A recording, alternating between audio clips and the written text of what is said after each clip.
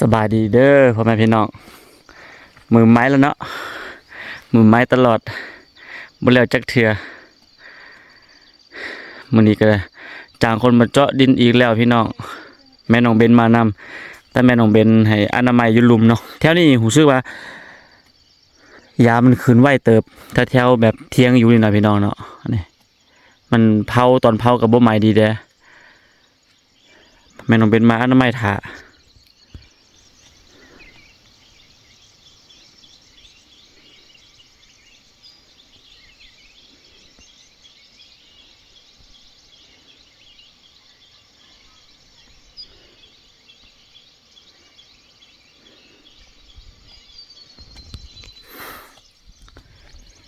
ส่วนกูคิวก่อนนี่พี่น้อง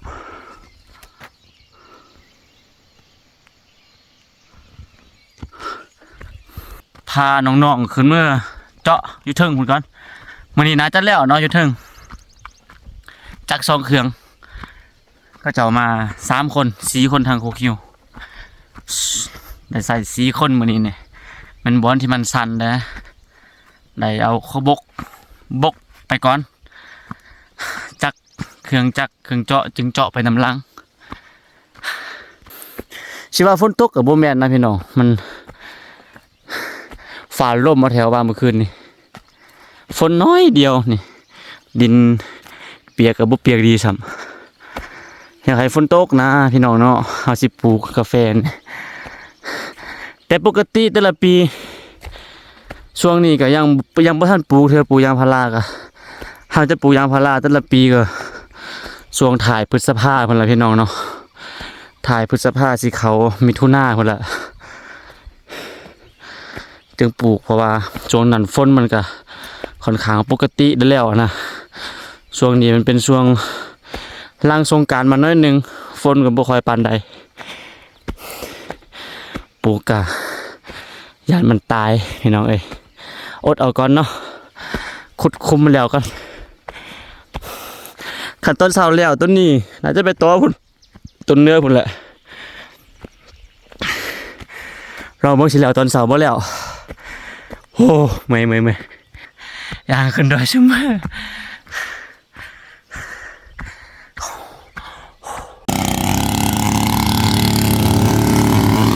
ลายคนดีนะพี่น้องเนาะ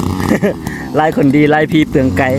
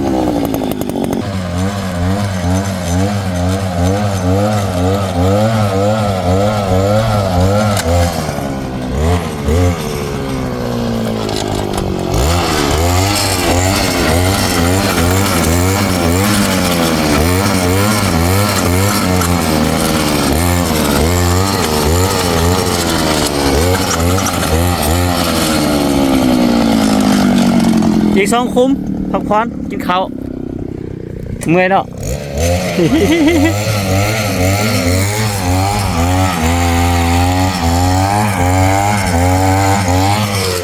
แล้วมื้อนี้แต่ตอนเช้านี่เนาะไปกินข้าวกัน ตะแรงลงฝากกำพุ่นกระเชิดอีกเขาสะพอวันนี้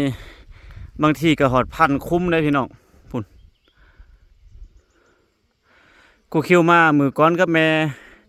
น้องเบนมือหนึงได้บนหันขึ้นไปทางเทิงมือนี้หันจัก2เครื่องเนาะเอาทีมงานมาช่วยแล้วฮอดนี้พอดี 11:30 นเนาะพอดีพักผ่อนกินข้าวถือว่าแล้วเมื่อแล้วเนาะทางเทิงนี่ทางพี่ก็แล้วทางนี้ก็แล้วแต่มือก้อนพุ่นแล้วตอนนี้ก็ลงไปเที่ยงไปกินข้าวก่อน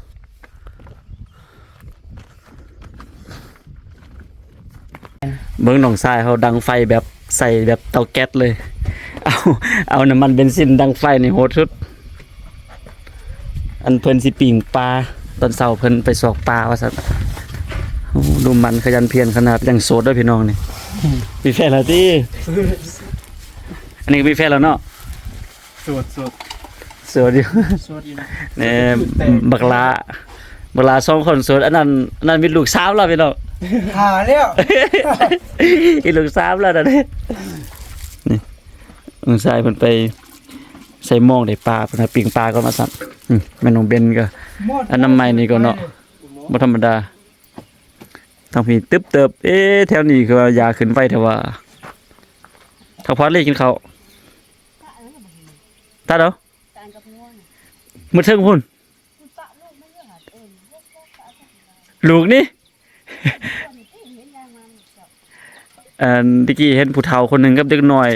ย่างลงมาไล่งัวตะกี้เห็นงัวขึ้นไปเทิงพุ่นผู้เฒ่าเพิ่นขึ้นไปมัดงัวว่าซั่นงัวตัวเดียวได้นั่นนอนลงบ้านเลยจืนนั่นเนี่ยแฮมเลยแซ่บฝนตกมาพักก็ออกยาเดี๋ยวนี้เอาไปเป็นผักแกงนี่ แม่น้องเป็นเก็บไปแกงกินอยู่เฮือนผักหยังลีนี่ซื้อมันน่ะผักหวานพี่น้องงามขนาดแม่น้องเป็นมักสุดแล้วผักเอิงดงผักเดือดงผักเดือดง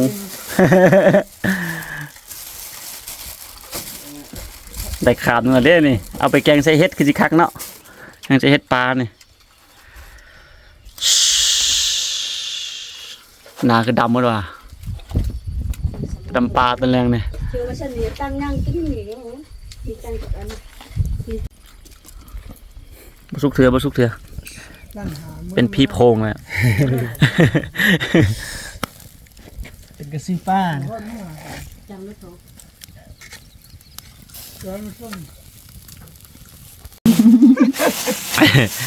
โอ้อยู่หมกก็ได้อยู่ผู้ก็ได้จุบห้อยเนาะมากินข้าวด้วยพี่น้องนี่มื้อนี้อาหารจากน้ำปิ้งปลาเลยเนาะซิกเนเจอร์มื้อนี้ครับอันน่ะปิ้งปลากับสมผักกาดจากน้ำมื้อห้อยอาหารซื้อบ่มีลายเว้ยอาหารทะเลตีนไก่ตีนกานั่งพองจะไก่อาหารทะเลในอันนี้แม่น่ะแม่อาหารทะเลอันมันยังนี่อาหารทะเลตีนไก่นี่คืออาหารทะเลตีนไก่ก็มียำปลาหมึกปุ๊ยำปลาทะเลนะอาหารทะเลนะหอยเสือจะมาหม้อยหอยนี่ขี้มันก็ดีกินอ่ะช้างนี่กินไม่ดูกับบัตเตอร์กลมเลยถ้ากับป้าหลายมือกินใหญ่อยู่ถ้ากับมือกินได้ส่วนหนึ่งแซ่บยังสนิทเดียดบ่ออกห้อยใหญ่ปวด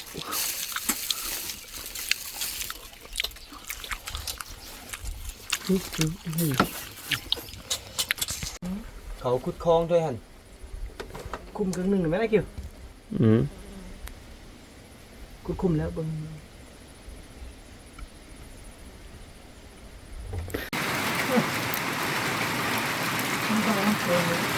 อากาศดีมื้อนี้พี่น้องเนาะฝนมา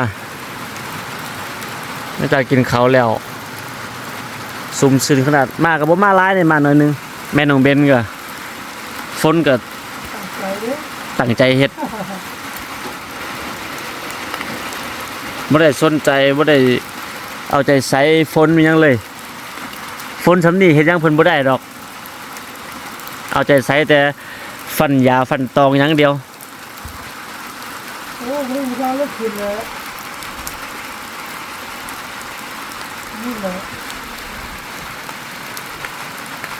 โอ้ ฝนตกเอาออกไปบ่ได้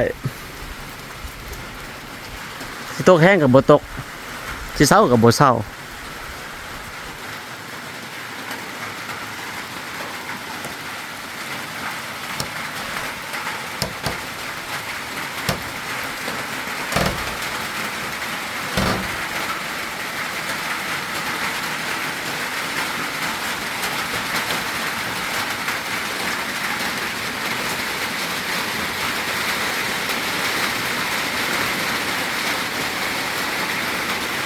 เมื่อยพักผ่อนป้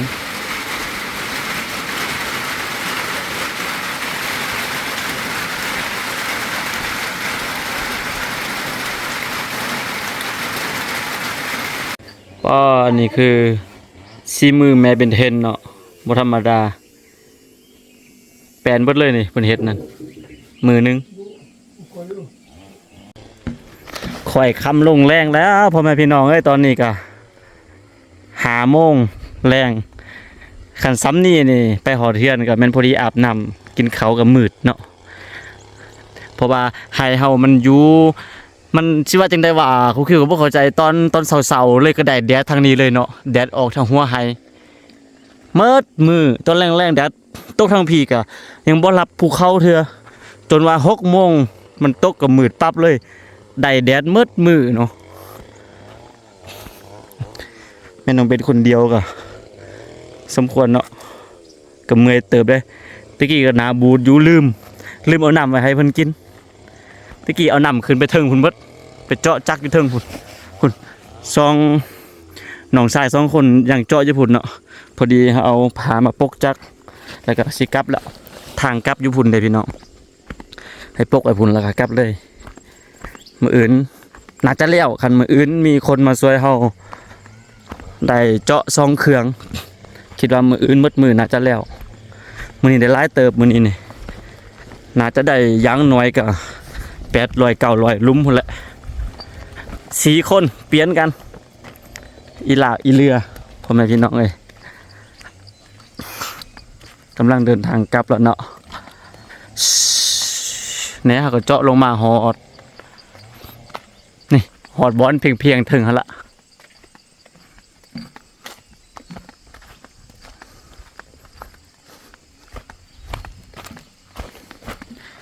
ห้องอายห้องพี่คำที่ดีห้องเฮียห้องป่าห้องเท่ามันตกใจว่าพาให้หัวใจลาลอย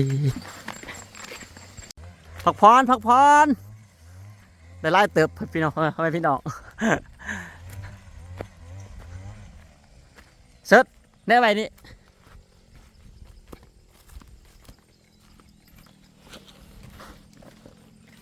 น้องติดจักเจาะเลยเจาะลงจำๆแล้วเขาจะเอาดันปกไว้ น้องทำไมพี่น้องนี่อันนี้ลงมาหอดเครื่องกลางแล้วเบิ้งบอลมือคูคิวซีเด้อนี่หอดแถวนี่แหละแล้วก็อันนี้ยังวนทานขึ้นเมื่อเทิงแล้วบานลงมาลุมมืออื่นเบิดบื้อน่าจะแล้วคันทาได้4 คนคือเก่าพี่น้องเอ้ยวิธีเมียนจัก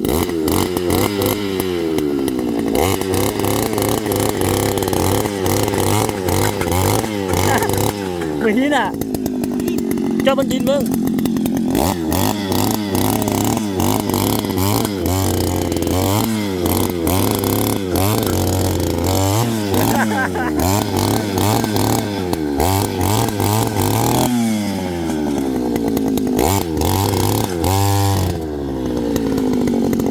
เดี๋ยวพอบุลมย้ายมาละเอาประมาณเลย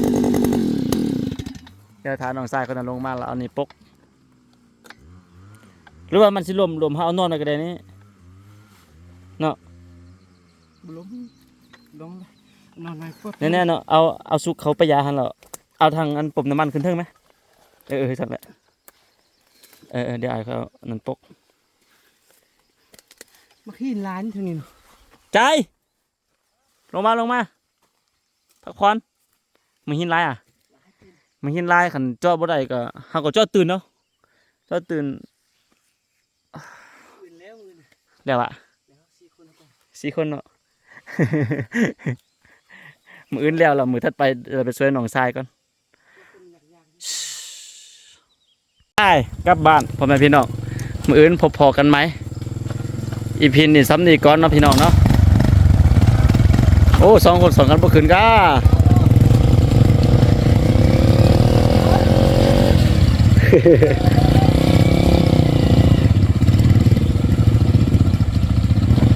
ป้าทุก2 กันคืนน่ะ